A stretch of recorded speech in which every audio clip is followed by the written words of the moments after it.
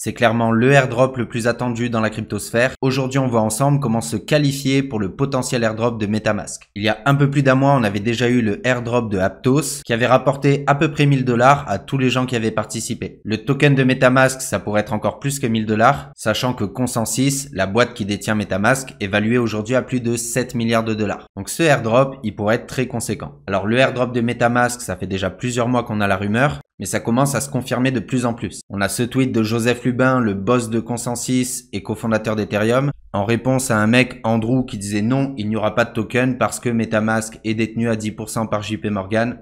Joseph Lubin, il répond, si, t'inquiète, nous bossons sur la décentralisation, le Consensus est toujours dirigé par nos employés, et il finit par when mask, donc en gros, quand est-ce que le token va sortir? Stay tuned. On a également cette interview de Joseph Lubin où il mentionnait une nouvelle interface pour MetaMask. Cette nouvelle interface qui est disponible, qui est beaucoup plus user-friendly, qui va permettre de faire des bridges, consulter ses wallets, etc.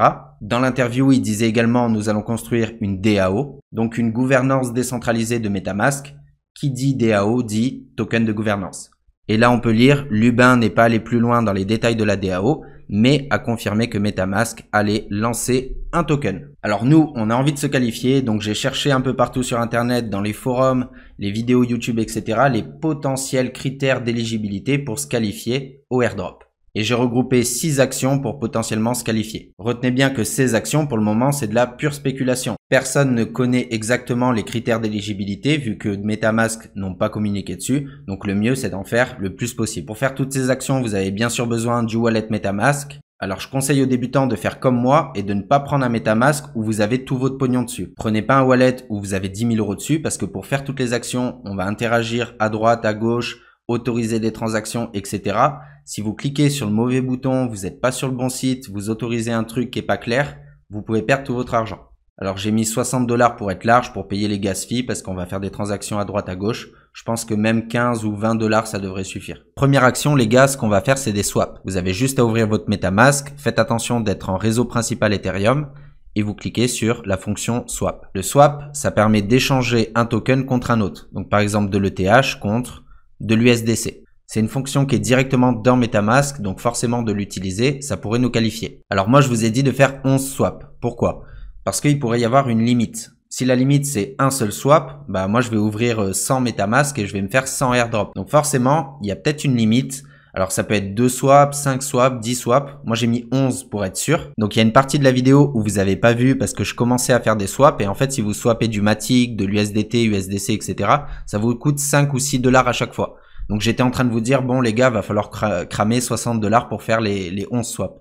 Mais je viens de me rendre compte, en faisant la vidéo, c'est pour ça que je recommence, que si vous swappez de l'ETH pour du wrap ETH, donc le WETH, ça vous coûte que quelques centimes.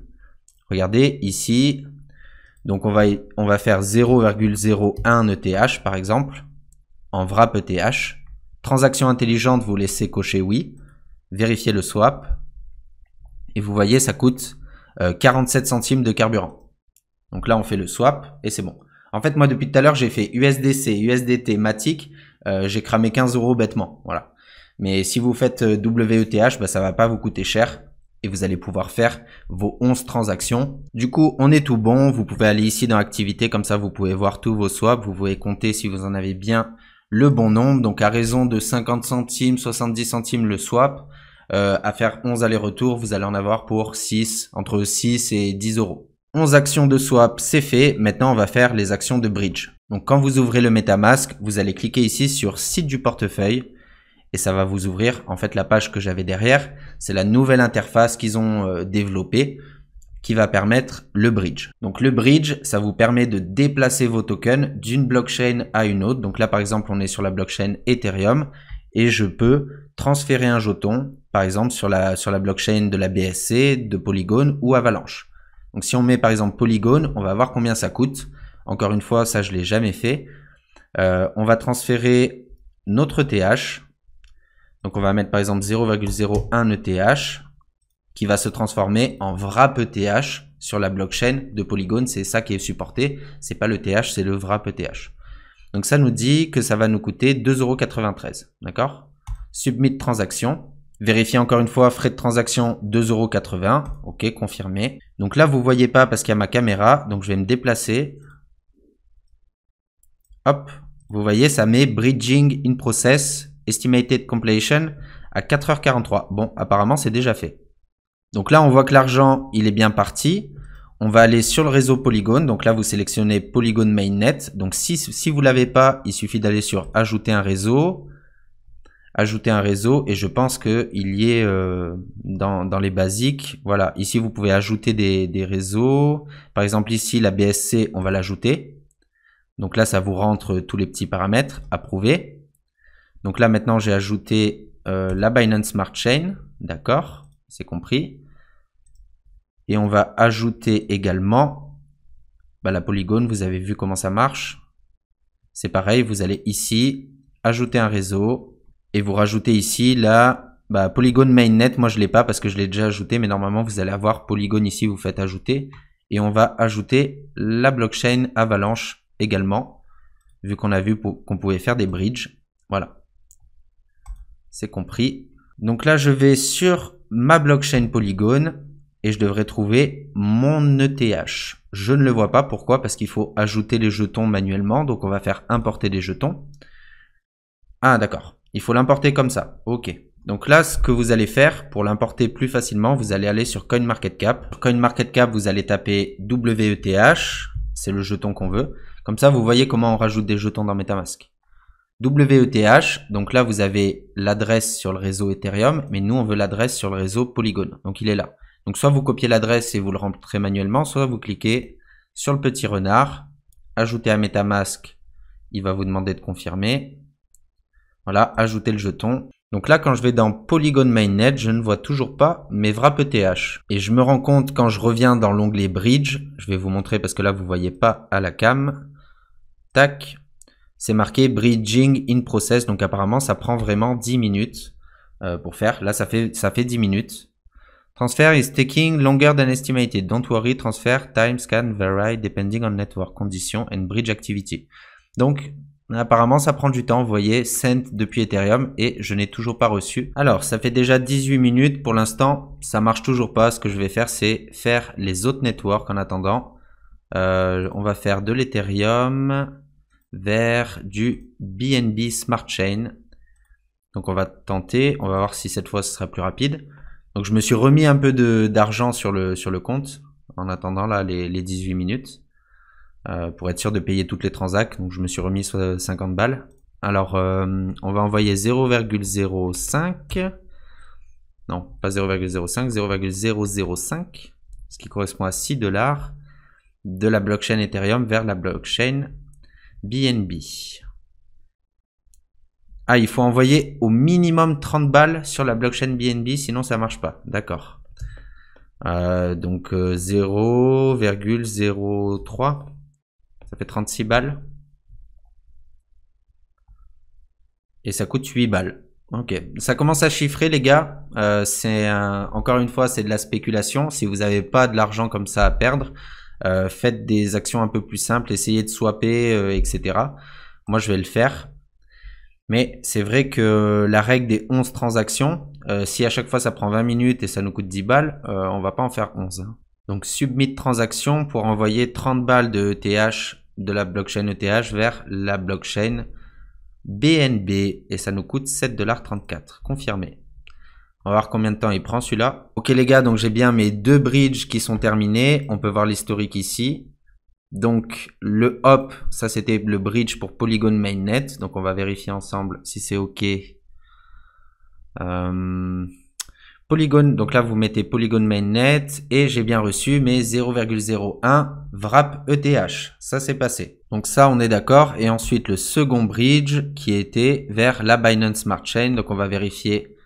On va aller hop sur MetaMask. Cette fois-ci on va dans BNB Smart Chain. Et je ne vois pas mon WETH parce que le jeton n'a pas été ajouté. On va sur CoinMarketCap. Comme tout à l'heure, ici vous cliquez sur More. Et on va ajouter, hop, BNB Smart Chain, ajouter à MetaMask. Voilà. Ajouter à MetaMask. Pourquoi il me dit que j'en ai pas? Pourquoi il me dit que j'en ai pas? Ajouter WETH, il me dit que j'en ai pas. Bah non, apparemment j'en ai pas. Alors peut-être que sur la Binance Smart Chain, c'est pas du WETH, mais c'est de l'ETH normal. Donc on va aller sur ETH. On va prendre celui-là, BNB Smart Chain, ok, et on va faire ajouter à MetaMask. Ajouter le jeton, et là ça y est, j'ai bien mon ETH sur la Binance Smart Chain. Donc on va pas se mentir, c'est très confusant ce truc. Donc quand vous envoyez de l'ETH vers Polygon, ça vous donne du WETH que vous devez ajouter sur le Polygon Mainnet. Et quand vous faites un transfert vers la BNB, ça vous envoie de l'ETH. Donc c'est celui-là qu'il faut prendre, d'accord? Donc maintenant on va se faire le dernier bridge qui est ETH vers la blockchain Avalanche. Donc on va envoyer encore de l'ETH. Encore une fois, c'est minimum 30 $, donc 0,03. Voilà, 36 $. Et ça nous donne du WETH.E. D'accord. Et celui-là, il coûte 17 $ quand même, ce bridge. Donc on va submit la transaction et il devrait durer 4 minutes. Donc là, on vérifie, ça nous coûte 15 $, confirmé. Et là, encore une fois, ça me met sur le côté bridging. Voilà, là, je peux le faire apparaître ici. Bridging in process. Donc ici, je vous ai mis utiliser 11 fois le bridge. C'était avant de me rendre compte que c'est un peu nul. Ah, là, ça m'a mis quoi? Confirmé. C'est avant de me rendre compte que c'est un peu long et c'est un peu cher si vous devez faire 18 $ à chaque fois. Donc, le moins cher à faire, c'est ETH vers Polygon. Donc si vous voulez en faire 11, vous en faites 11. Si vous voulez en faire un de chaque comme je viens de faire, encore une fois, on ne sait pas quels sont les critères de qualification. Je pense qu'en les faisant un de chaque, déjà je suis pas mal. Et ensuite, je vais en faire un peu plus sur la blockchain Polygon et basta. On est bon pour la partie bridge. N'oubliez pas que vous allez avoir des tokens maintenant un peu à droite à gauche sur la BNB, sur la Avalanche et sur la Polygon. Si un jour vous voulez les récupérer, n'oubliez pas qu'ils sont là. Troisième action, ça va être d'utiliser des réseaux de test. Donc par exemple Goerli et Mumbai. Donc les réseaux de test, il faut les activer si vous ne l'avez pas déjà fait. Allez dans ici, afficher, masquer les réseaux de test et pensez à bien cocher la case ici. Ensuite, vous allez les trouver dans votre liste. Par exemple, testnet Goerli. Donc qu'est-ce que c'est du Goerli? C'est du faux ETH pour pouvoir performer des tests. Par exemple, déployer une collection NFT, faire de la DeFi en test, etc. Donc il y en a deux principaux. Il y a Goerli qui est ETH. Donc pour en avoir, pour récupérer du Goerli, vous allez taper Goerli Faucet, d'accord? Sur internet, Goerli Faucet. Vous prenez le premier site, goerlifaucet.com. Et là, ça se passe sur le site Alchemy, mais par contre, il vous faudra un compte, d'accord? Donc là, il m'a tout de suite reconnu. C'est un compte gratuit, d'accord? Et vous avez juste à coller votre adresse ici. Donc c'est un compte gratuit, hein, ça prend 2 secondes à faire. Vous mettez juste votre adresse email. Vous copiez votre adresse en testnet Goerli, d'accord? Hop, copier-coller, send me ETH. Et là, vous allez recevoir du ETH de test, d'accord? Encore une fois, c'est une fonction de MetaMask, donc pourquoi pas utiliser les réseaux de test. Donc là, vous pouvez voir que j'ai bien reçu mes Goerli. Vous pouvez aller par exemple sur un deuxième wallet, copier l'adresse, retourner sur le wallet, faire envoyer, hop, et on va envoyer 0,1 Goerli sur l'autre adresse. On s'en fout, c'est des trucs de test, ça coûte du carburant de test, d'accord, confirmé. Et comme ça, il y a eu un aller-retour avec votre wallet sur du réseau de test et peut-être que ça peut nous qualifier. Donc ça, c'est le réseau de test Goerli. Et ensuite, il y en a un autre à ajouter qui pourrait être le Mumbai. Donc vous pouvez mettre sur Google Add Mumbai Testnet to MetaMask. Et comme ça va vous donner la procédure pour pouvoir l'ajouter manuellement. Celui-là, il n'est pas de base, il faut l'ajouter manuellement. Donc là, vous allez ici dans MetaMask. Vous faites ajouter un réseau. Hop, il n'y est pas ici, donc on va faire ajouter manuellement un réseau. Et là, vous avez juste à recopier les informations ici. Donc Mumbai Testnet, URL RPC, ID de la chaîne, symbole de la devise et URL de l'explorateur. Enregistré. Et maintenant, vous avez un réseau de tests Matic. Donc, c'est des faux Matic que vous allez avoir à l'intérieur. Et pour ça, encore une fois, vous tapez Matic Faucet. Matic Faucet, donc vous pouvez aller sur ce site-là, faucet.polygon. Et là, il va juste vous demander votre adresse. Ah ben, on peut choper des Goerli par là aussi, d'accord? Mumbai, Matic Token. Et là, vous allez juste copier votre adresse encore une fois. MetaMask, hop. Coller. Envoyer. Et là, vous allez recevoir du Mumbai, donc du faux Matic. J'ai bien reçu du Matic de test. Il m'en a envoyé 0,2. Encore une fois, je vais sur un autre compte. Je copie l'adresse. Je vais là, je suis bien sur Mumbai Testnet et je vais envoyer à une autre adresse. Clac. Par exemple, 0,1 Matic de test. Suivant.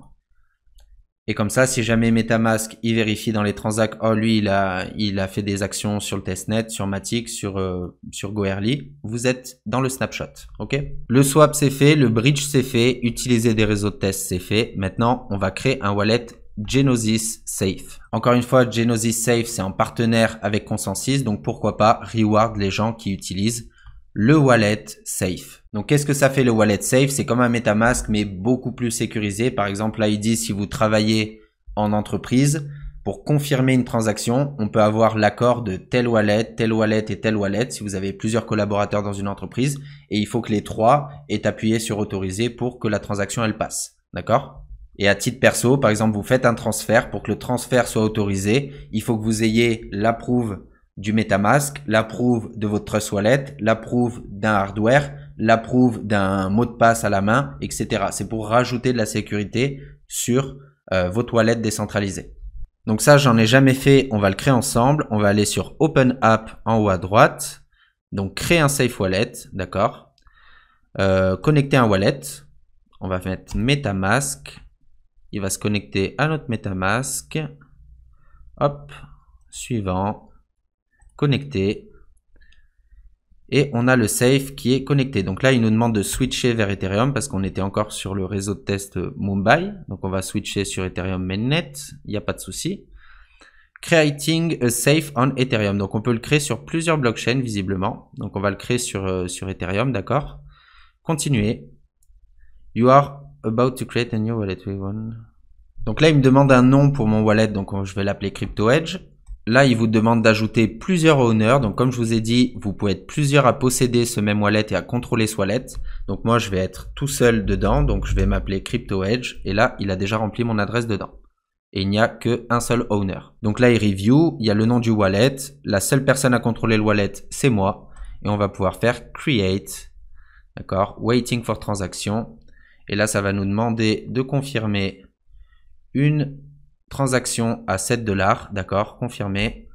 Et ça y est, je viens de créer un wallet décentralisé. C'est pas mal cette appli, je connaissais pas du tout pour le coup. Donc là, j'ai une nouvelle adresse.